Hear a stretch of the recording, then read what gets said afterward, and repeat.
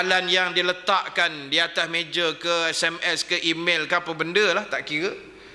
Bila cara dia olahan dia menjawab tu, orang suka dengar, orang boleh faham dan orang boleh ingat sampai bila-bila. Dan jawapan dia tu jaranglah saya dengar.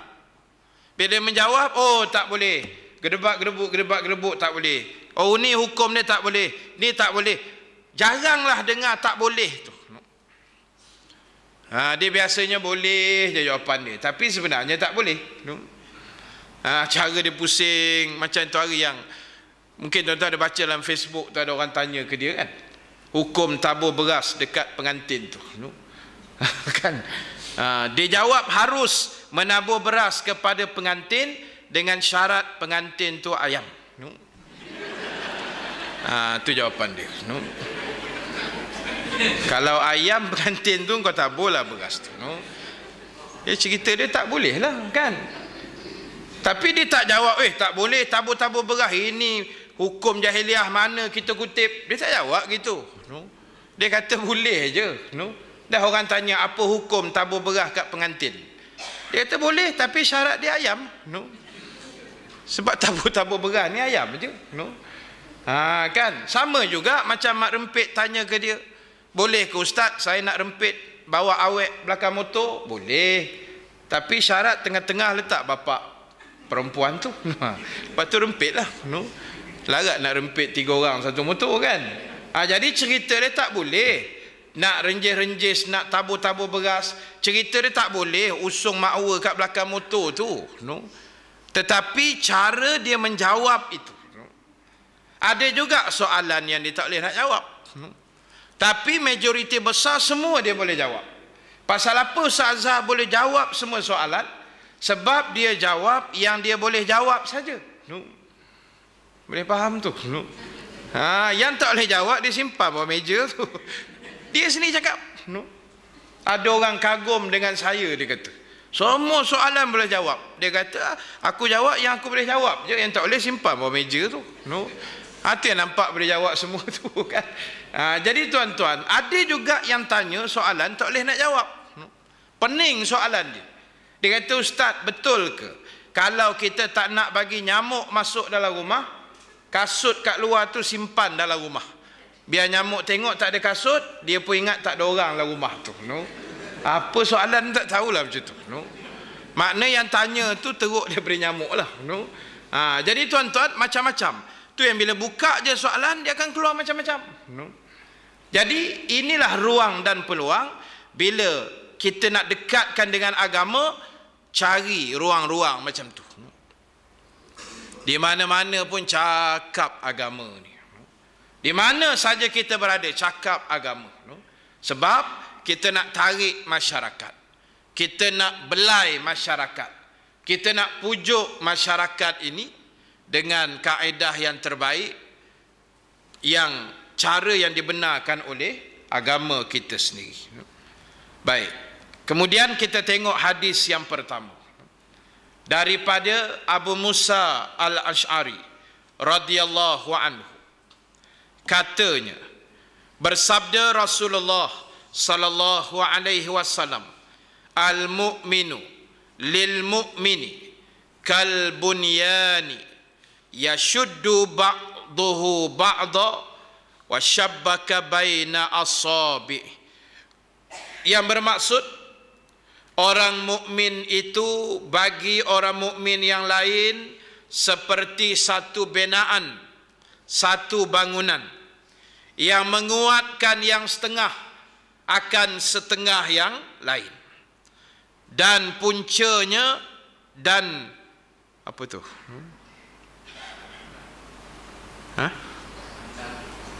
Dan antara jarinya. Apa tu yang sebelum antara tu apa? Dal. Tapi maksud dia Nabi macam sela-selakan jari dia itulah.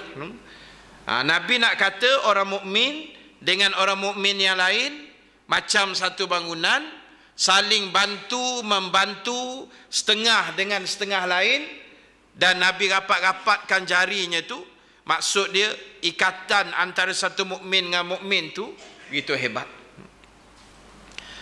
Berlaku pembunuhan umat Islam di Syria, kita yang terasa di sini. Berlaku penindasan kepada umat Islam di negara-negara lain, walaupun kita di sini agak tenang, tetapi perasaan itu ada dia punya current, dia masuk.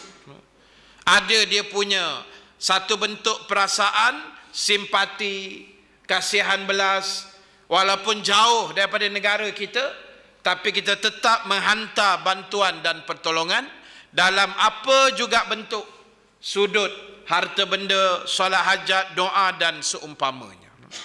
Kerana atas faktor seperti satu bangunan itu.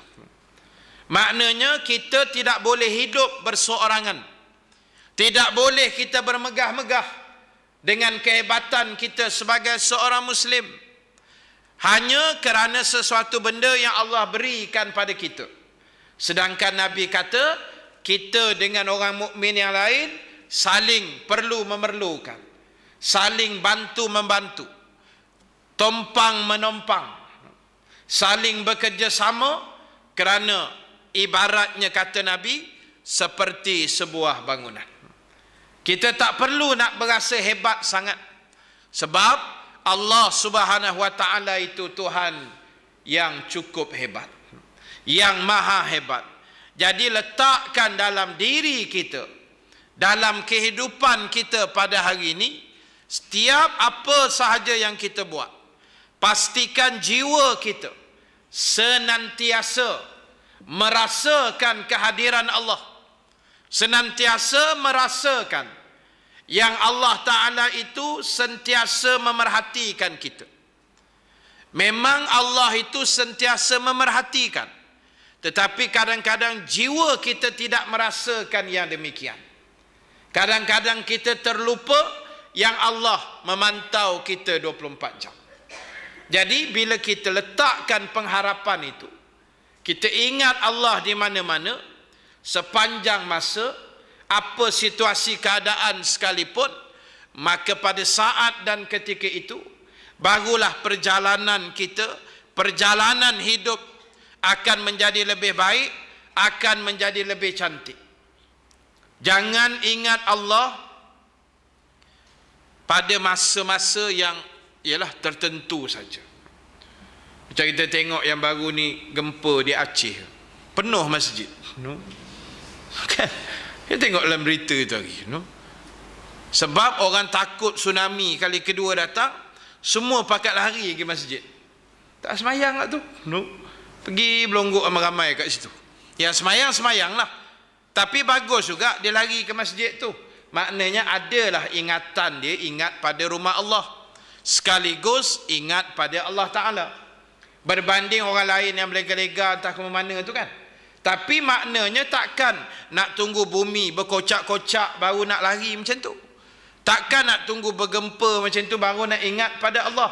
Sepatutnya dalam semua situasi, senang, susah, aman, damai, musim kemarau, musim banjir, musim apa sekalipun, seboleh-bolehnya at least paling-paling tidak solat fardu 5 waktu sehari semalam itu jangan kita abaikan, jangan kita tinggalkan, jangan kita buat tak ketahuan. Perlu ada kesinambungan ceritanya. Ibadah tu perlu ada sambung menyambung. Jangan dimusimkan ibadah itu. Jangan dimusimkan mengingati Allah. Saya dah sebut selalu di mana-mana, yang ibadah bermusim ni satu sahaja, namanya haji. Itu yang orang panggil musim haji. Musim semayang orang tak pernah cakap, musim zakat pun tak pernah cakap, musim baca Quran pun tak pernah cakap. Tetapi bila sebut haji, orang sebut musim haji. Sebab haji ini dia ada tarikh yang tertentu, bermula daripada 1 Syawal sampailah kepada 13 hari bulan Zulhijjah. Lazimnya begitulah tarikh pergerakan haji itu. Jadi kerana itu tuan-tuan, jangan letakkan ibadah kita bermusim. Tetapi mesti kita menghargai, sebab dalam hidup ni banyak benda kita nak kena ambil perhatian.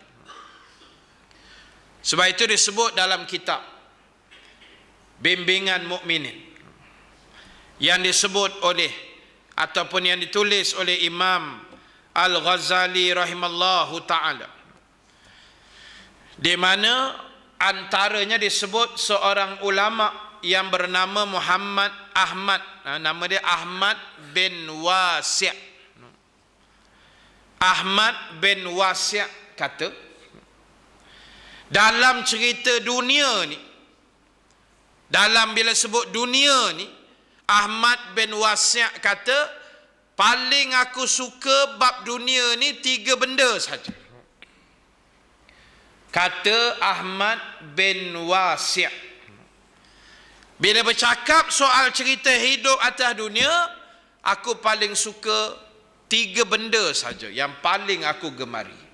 Yang pertama, dia kata amar ma'ruf dan nahi mungkar. Cerita hidup atas dunia paling aku suka ajak orang buat baik, cegah orang buat jahat. Itu kata Ahmad bin Wasi'. Dia sukalah, kot-kot lah ada orang tegur dia ke, dia suka yang tu. Kot-kot lah dia pula menegur kejahatan yang orang lain buat, dia suka juga benda tu. Atau orang ingatkan dia dengan satu benda baik, dia suka macam tu. Itu ringkas yang pertama. Yang kedua, yang amat disukai oleh beliau ialah rezeki yang halal, rezeki yang bersih. Rezeki yang halal lah, senang bahasa dia, mudah faham. Jadi kalau hidup mewah, hidup senang kan, tapi rezeki tak halal, tak guna juga. Gaji berjuta pun kalau tak halal, tak guna juga. Jadi carilah rezeki yang halal. Dan yang ketiga, yang amat disukai oleh beliau di atas muka bumi ini, ialah solat berjamaah. Solat berjamaah. Jadi tuan-tuan, ibu-ibu sekalian, kita boleh ambil lah 3-3 ni sebagai satu bentuk panduan, termasuk solat berjamaah. Dan bila kita buat solat berjamaah, banyak kali dah kita sebut, dia tidak akan sama dengan solat secara bersendirian. Dia berbeza dengan solat dalam bentuk-bentuk yang lain. Bila kata berjamaah saja, dia kait, dia cangkuk je dengan jamaah, dia mesti ada keberkatan yang hebat. Bila terlerai saja daripada jamaah, maka dia akan meninggalkan kesan yang terlalu lemah. Itu kunci yang kita kena pegang. Duduk dalam jamaah, duduk betul-betul. Keluar, memang cari pasal. Itu saja. No? Bukti dah ada, tak payah sebutlah siapa dia kan. Jadi tuan-tuan, cerita dia berikan pemikiran kita, hati kita, perasaan kita kepada Allah Subhanahu wa ta'ala. Walaupun cabaran yang sering kita sebut, melakukan kebaikan bukannya satu benda yang mudah. Kita ni syukur sangat-sangat pada Allah yang Allah takdirkan sehingga ke malam ini. Syukur sebab masih diberi pilihan menjadi seorang muslim. Inilah cabaran yang besar yang dialami oleh Nabi sallallahu alaihi wasallam bila Nabi bawa Islam di tengah masyarakat.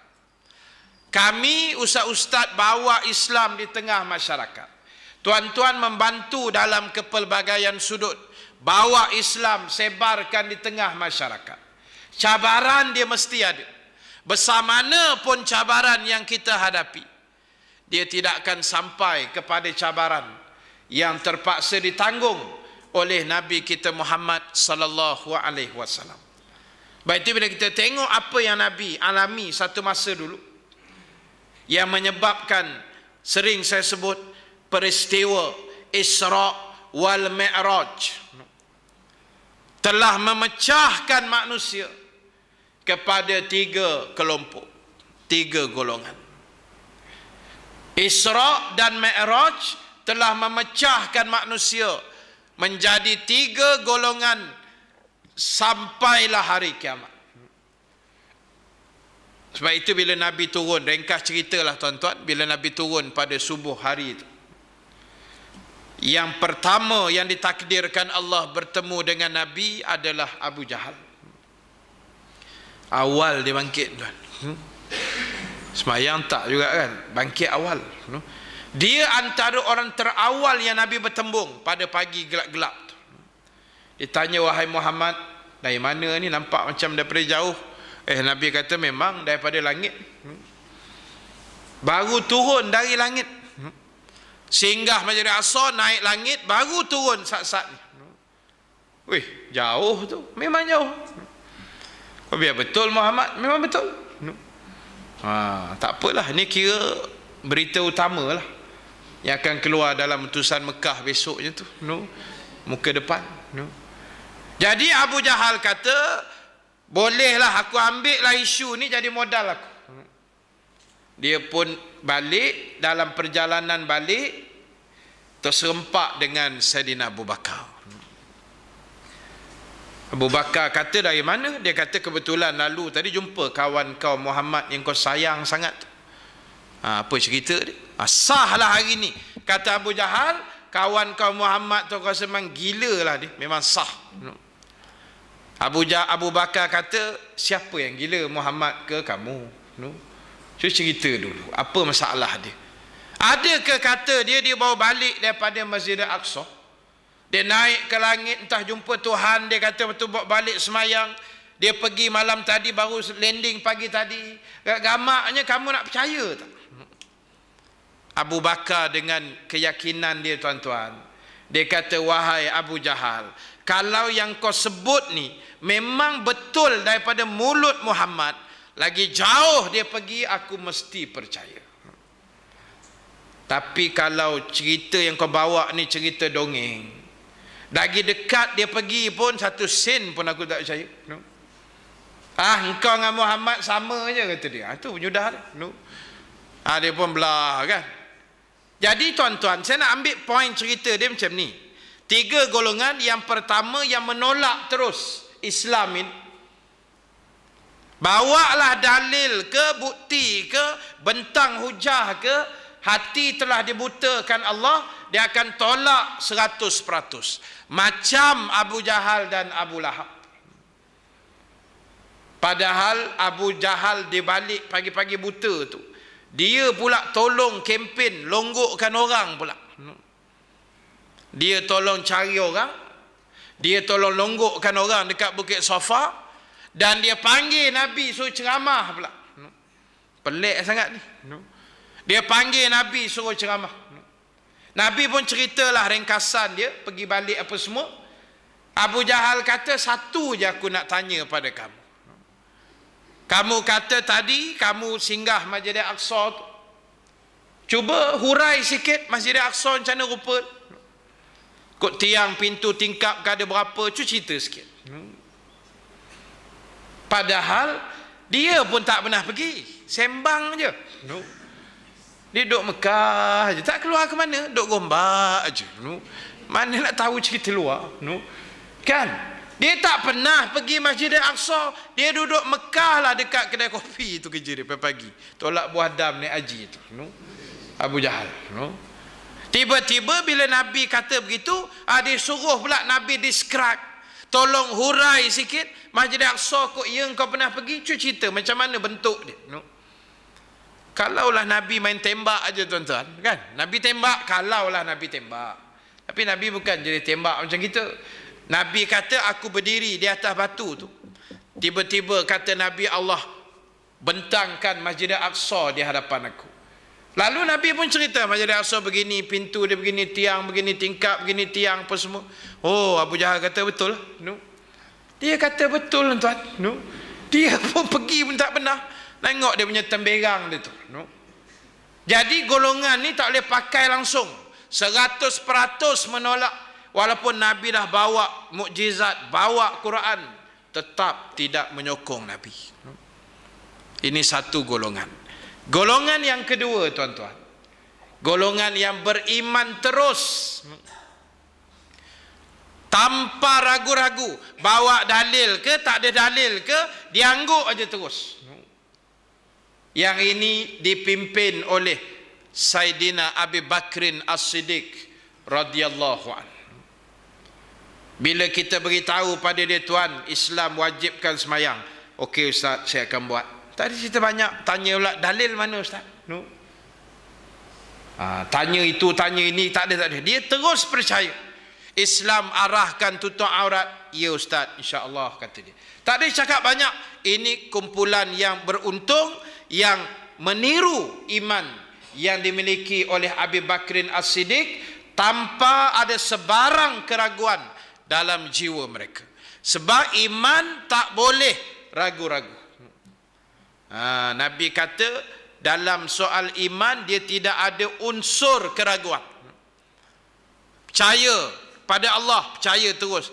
Tak ada, saya macam percaya kat ustaz tapi rasa macam payah pula rasanya. Ada pula dia lenggok-lenggok ke tempat lain, tu tak boleh. Dia mesti 100% itu iman. Itu kumpulan kedua. Untung kalau kita boleh tiru macam Saidina Abi Bakrin As-Siddiq radhiyallahu anhu. Kumpulan yang ketiga, yang ni bahaya sikit, kumpulan yang dipanggil 50-50.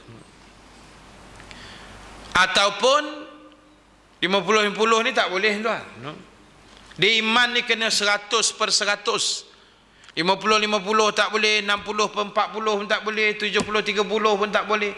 Dia mesti 100%. Saya 50-50 ustaz. Saya kiri pun tidak, kanan pun tidak. Duduk tengah-tengah lain putih jalan raya tu. Dah lama kena langgar kan? Lama kena langgar tuan. Kalau lama sangat duduk tengah-tengah jalan highway tu, ke kiri tidak, ke kanan tidak, lama dia langgar, ada trailer nanti. Mati dia. Saya A pun tidak, B pun tidak ustaz. Saya tengah-tengah aja. Saya wasatiyah ustaz. Wasatiyah tengkorak engkau. Jadi tuan-tuan, kiri tidak, kanan pun tidak, bersederhana kan. Banyaklah huraian wasatiyah tu. Jadi tuan-tuan, dia tak boleh lama-lama benar, tengah-tengah tu tak boleh. Dia jadi macam puak-puak yang masa Nabi balik bercerita tentang Isra' tu. Yang tolak teruslah. Geng Abu Jahal. Yang beriman terus dengan Isra' ni geng Abu Bakar. Ni masalah yang duduk tengah-tengah ni. Dia kata kalau nak tak percaya Nabi pergi, yang pergi Nabi. Nak percaya karang macam tak berapa percaya. Dia jadi macam tu. Nak percaya tak percaya. Percaya karang, macam tak masuk akal. Sejauh-jauh tu satu malam boleh balik. Tak percaya karang, ini Muhammad ni bukan main-main punya cerita ni. Al-Amin yang bagi gelaran tu puak-puak tu. Yang menggelarkan Muhammad dengan Al-Amin, itulah Abu Jahal dan Abu Lahab. Tiba-tiba dia yang menidakkan Al-Amin tu. Kan masalah tu. Jadi kerana itu muslimin muslimat sekalian, inilah bahananya apabila kita tidak meletakkan Islam itu di martabat yang paling tinggi. Apabila kita mengabaikan perintah-perintah Allah, inilah bahana-bahana yang mungkin akan terjadi. Yang akhirnya na'udzubillah min zalik, menyebabkan kehidupan kita sebagai umat Islam akan menjadi satu bentuk kehidupan yang na'udzubillah tidak diterima ataupun tidak diredai oleh Allah Subhanahu wa ta'ala. Baik, kemudian tuan-tuan, kita sambung lagi hadis yang kedua.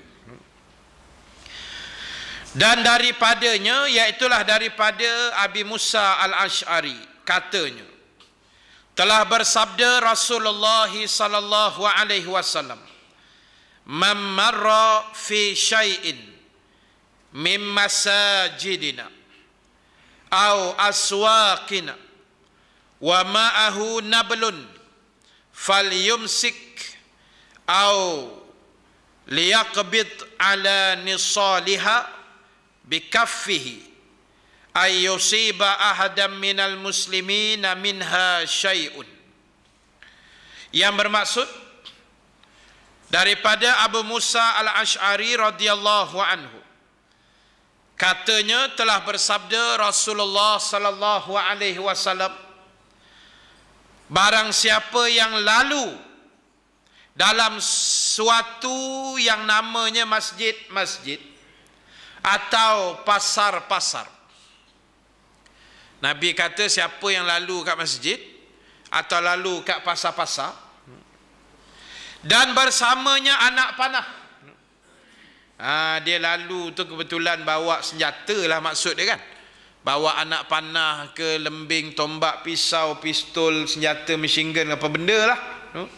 Nabi kata, maka hendaklah dia memegang atau menggenggam matanya dengan tapak tangannya itu. Bukan mata dia genggam, mata anak panah tu. Kalau kita berjalan dah pergi pasar, berjalan ke masjid surau, kebetulan dah bawa senjata tu, contohnya anak panah, Nabi kata genggam mata yang tajam tu. Atau kata Nabi, mengenai suatu daripadanya akan seorang Muslim yang lain. Pasal apa Nabi suruh genggam? Takut kot tercocok ke orang, takut ambil berjalan bergurau ke terkena dekat orang Islam yang lain. Kan tajuk kita hari ini berkasih sayang sesama mukmin, berkasih sayang sesama manusia. Jadi tuan-tuan, sampai adabnya Nabi ajar, pergi surau, pergi masjid, pergi pasar malam ke apa, kalau ada benda-benda yang berbahaya, jangan apa, maksud dia hendaklah dijaga, dikawal selia dengan baik. Sebab hari ini sebarang kemungkinan boleh berlaku. Dalam 2-3 hari ni tengok berita bunuh, kan baru ni di pasar malam bawah ni pun ada kan, kat Wiradamai tetak lah, mati macam-macam. Jadi tuan-tuan, ini Islam aturkan dari sudut keselamatan dan dari sudut kasih sayang. Kalau boleh mata anak panah pun jangan ditunjukkan pada orang kalau bukan dalam situasi yang sepatutnya. Baik, itu hadis yang kedua. Hadis yang ketiga, daripada Nu'man bin Bashir radhiyallahu anhuma, katanya telah bersabda Rasulullah sallallahu alaihi wasallam, mathalul mu'minina fi tawaddihim wa tarahumihim wa ta'atufihim mathalul jasadi iza ishtaka minhu adu tada'a lahu sairul jasad bis-sahari wal humma. Yang bermaksud perumpamaan orang-orang mukmin pada kasih sayang dan kerukunan mereka seperti satu anggota tubuh badan. Apabila mengadu daripadanya suatu anggota, turut beserta seluruh jasad, tak tidur malam dan sampai kepada demam. Maksud Nabi apa? Hubungan kita sesama Muslim, sesama umat Islam, sesama rakan-rakan seagama kita ini sama saja macam anggota jasad. Anggota jasad ni kalau satu sakit, lain akan menanggung kesakitannya. Sakit gigi umpamanya, bukan gigi yang sakit. Nombor satu, lepas sakit gigi, sakit hati. Anak memekak aja memang kenalah. Gigi tengah berdenyut. Itu yang orang tua-tua kata, kalau sakit gigi, ayam berkokok bawah rumah pun jadi gendang. Kena semelih ayam tu. Pasal memekak kat bawah tu, kita dah berdenyut otak ni. Jadi rendang kawan tu. Tu sakit gigi, tapi impak dia dekat otak berdenyut. Impak dia badan lemah, malas nak berjalan, kaki tak nak berjalan, tangan tak nak menguit. Sampai berjaga malam, tak tidur malam, sampai demam. Itulah kuatnya hubungan sesama umat Islam. Bila timbul saja suatu perkara, digabung jalinkan antara satu dengan lain, maka dia akan membentuk satu bentuk kekuatan yang unggul. satu bentuk kekuatan yang tinggi yang akhirnya menampakkan penyatuan di kalangan umat Islam itu berjalan dengan cantik, berjalan dengan teguh, berjalan dengan lancar, dan akhirnya setiap permasalahan yang berlaku dapat kita bantu membantu. Sebab itu penting macam kita sebut, kita buat contoh lah, kita buat satu, timbul masalah, kita meeting, buat mesyuarat. Itu bagusnya bila kita mesyuarat ni, yang kawan ni ada idea, kawan ni ada idea, yang ni bawa idea dia, yang ni kongsikan, yang ni bincang, kalau tak apa sesuai kita holdkan dulu. Jadi kesinambungan itu terhasillah satu keputusan yang amat baik. Jadi tuan-tuan, itu cantiknya yang Nabi sebut, hubungan antara sesama Muslim, sanggup berjaga malam, sanggup berdemam sekali. Hadis berikutnya yang keempat, daripada Abi Hurairah radhiyallahu anhu, katanya, qabbalan Nabi sallallahu alaihi wasallam Al-Hasan bin Ali, Al-Hasan bin Ali radhiyallahu anhuma, wa indahu Al-Aqra bin Habis, faqala Al-Aqra, inna li asyratan minal walad ma qabbaltu minhum ahada, fanazara ilaihi Rasulullah sallallahu alaihi wasallam faqala man la yarham la yurham. Artinya, daripada Abu Hurairah radhiyallahu anhu, katanya Nabi SAW telah mengucuk atau mencium Hasan bin Ali. Macam sama ya, no? telah mengucuk Hasan bin Ali, no?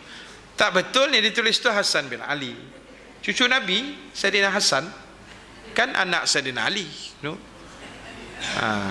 Jangan sesenyum lah, no? Sebab lama tak dengar nama tu, senyap aja, no? Radhiyallahu anhuma, no? Saya pun tak perasan tadi ni, no? Sebab ditulis itu Hasan bin Ali, no? Radhiyallahu anhuma. Jadi Abu Hurairah kata, Nabi satu hari telah mencium pipi, mengucuplah cucu dia nama Hasan tu. Dan di sisi Nabi, sebelah Nabi itu ada seorang namanya Aqra bin Habis, yang dikatakan dalam satu riwayat mungkin dia ni macam Arab Badui, no? Aqra bin Habis. Lalu berkata Aqra, sesungguhnya aku ada 10, bukan, kat sini dia tulis 12 budak, tapi dalam terjemahan asyratan minal walad maksud dia 10 lah, no? Lebih kurang lah 10, 12, ramai lah anak dia tu. Dia kata aku ada 12 budak, tak pernah pun kukucup seorang daripada mereka, no? Lagi hebat, no? Sekali tak ada cium anak dia, no? Macam mana Nabi bermanja bermesra dengan cucunya Saidina Hasan. Maka memandang Nabi kepadanya sambil Nabi bersabda, barang siapa yang tiada kasih, tiadalah dia dikasihi. Man la yarham la yurham. Siapa yang tidak mencintai seorang manusia, maka dia tidak akan dicintai. Siapa yang tidak menyayangi seorang manusia, dia tidak akan disayangi, kata Nabi. Jadi tuan-tuan, ini cantiknya sefir, formula yang diajarkan oleh Nabi SAW tentang persoalan kasih dan persoalan sayang. Persoalan kasih, persoalan sayang ni tuan-tuan, dia akan terbit dan dizahirkan daripada hati orang-orang yang memilikinya. Kalau orang tu tak ada perasaan ni, dia tak akan keluar perasaan sayang tu. Tapi lazimnya Allah meletakkan secara fitrah perasaan kasih sayang belas kasihan itu wujud dalam diri tiap-tiap insan yang bernama manusia. Kita tengok orang terjatuh, kita rasa kesian. Walaupun dia bukan Islam, walaupun kita tak kenal pun dia, kita tengah bawa kereta nampak orang jatuh motor tepi tu, kesian rasanya. Itu perasaan kasih sayang. Macam tengok baru ni dalam TV berita, tengah main bola mati umur baru 26 tahun. Pemain kebangsaan Itali, main Division 2 lah. Dalam Seri A tu Division 1, dia Seri B, macam Division 2 lah. Tengah main-main lari-lari, toh-yang jatuh, bangun, toh-yang jatuh, bangun, toh-yang jatuh, jatuh habis terus. Bawa masuk ambulans pun tak boleh juga, CPR pun tak boleh, mati. Bila tengok, cek balik, jantung. Kita tengok tu, kita bukan kenal dia pun. Kita kenal Ronaldo je. Kan? Kita kenal yang terkenal tu, kita kenal lah. Hak dia macam Division 2 Itali pula, tak apa nak kenal ni. Tapi dia akan timbul kesian. Tengok malam tadi pelancaran Proton private, nak sebut pun risau juga, jadi private sapu pula penyudah dia kan. Nak menyebut tu kena hati-hati. Proton private macam tu lah lebih kurang kot. Nak kena kursus pula dulu kan. Saya tengok gak semalam, bila tengok dekat table VVIP tu, yang ialah PM, ex-PM, Menteri Perdagangan,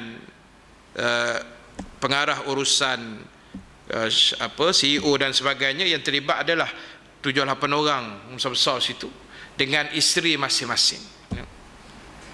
Tengok yang tak pakai tudung tu, kesian rasanya. Yang pakai tudung seorang je, isteri Datuk Seri Syed Zainal tu, dia seorang je pakai tudung, kan, dengan jubah, dengan tudung.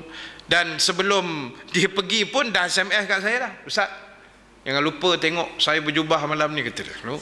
Saya tak peduli dengan datin-datin lain yang kebarung ke apa, suka hati dia kan. Saya tetap dengan jubah, dengan tudung saya, Ustaz. Dia hantar SMS siang-siang tu sebelum malam. Jadi tuan-tuan, kita tengok yang tak bertudung tu, Allah kesian. Sebab kesian lebih tu sebab dah tua, kan, sebab dah tua dah nampak gaya, kesian tuan. Umur muda tu kok nak ragat-ragat, nak dressing sesuai dengan jiwa muda tu boleh tahan lah, kesian juga. Tapi dah tua ni terlalu kesian, terlalu kesian. Betul tuan, ni bukan buat-buat melawak, ni memang betul ni. Kesian sebab dia tak rasa keseronokan beribadah macam kita rasa. Tak dapat kat dia.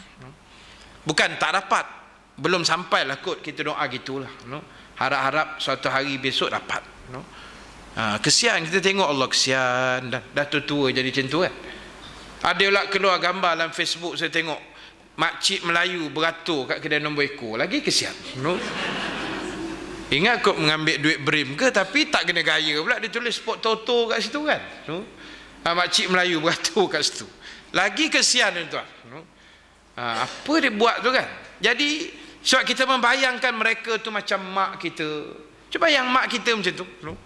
Na'udzubillah min zalik. So itu Allah letakkan perasaan kasih sayang. Sampai Nabi aja cium pipi ataupun dakap anak dan cucu ni. Nabi ajar begitu. Sebab dia akan menimbulkan kasih sayang.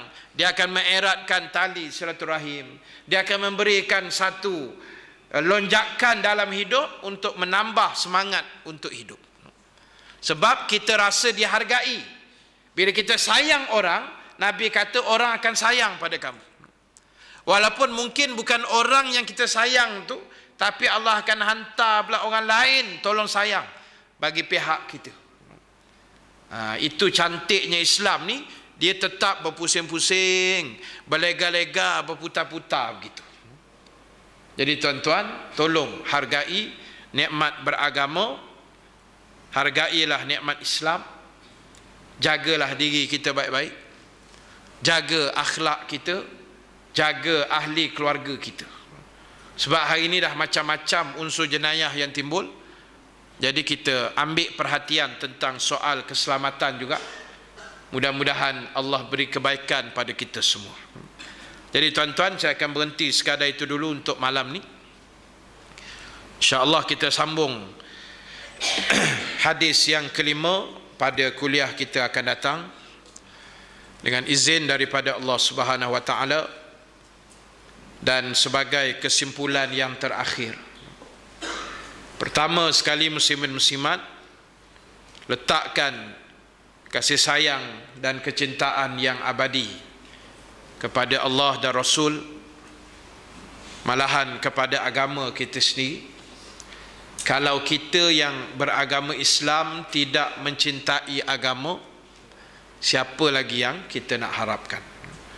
Yang kedua, teruskan usaha kita untuk mencari, mengutip ilmu-ilmu Allah Subhanahu wa taala di mana sahaja kita berada, apa juga situasi dan keadaan kita, sementara tengah sihat, sementara boleh mendengar dengan baik, boleh berjalan, boleh hadir ke rumah Allah, kita ambillah peluang tu. Sampai satu saat pasti masa tu akan tiba juga, kita akan berlaku keuzuran dan sebagainya. Jadi mudah-mudahan niat kita untuk melakukan kebaikan akan terus diganjari oleh Allah selama-lamanya, insya-Allah. Jadi tuan-tuan, sebelum saya tangguhkan majlis pada malam ni, ada dua pengumuman yang saya nak kongsikan dengan tuan-tuan. Yang pertama, malam ni saya nak buat sedikit sumbangan, minta sedikit sumbangan. Sedikit tu maknanya tak banyak lah, berapa yang tuan-tuan boleh bagilah, insya-Allah. Yang saya ceritakan pada bulan lepas, projek CD yang saya buat tu, malam ni CD saya tak bawa. Jadi malam ni saya nak collect duit daripada tuan-tuan. Tujuan duit yang saya nak ambil ni, saya akan serah pada sahabat yang buat CD tu. Katalah dapat RM200 atau RM100 malam ni, contohlah. Dengan bermodalkan RM100 tu, sahabat tu nanti akan printkan CD saya, CD Ustaz Ahmad Dasuki, CD Ustaz Yusaini Yahya. Ada 2, 3, 4 ustaz lah. Dan CD ini kita akan buat projek, namanya projek CD dakwah.